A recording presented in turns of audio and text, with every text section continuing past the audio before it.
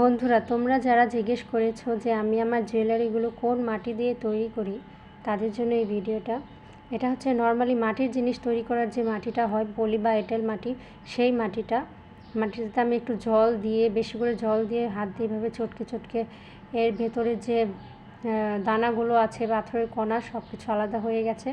তারপর এরকম একটা ছাঁকনির সাহায্যে সুন্দর করে ছেঁকে নিয়ে আমি বালতিটাতে রেখে দিয়েছি।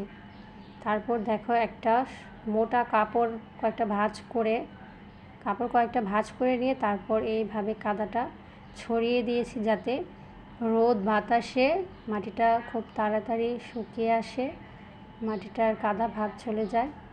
তারপর যখন মাটিটা একটু শক্ত হয়েছে, তখন এভাবে হাত দিয়ে ভালো করে মথে নিয়েছি, যাতে এর ভেতরে বাতাস না থাকে, একদম সফট স্মুথ হয়।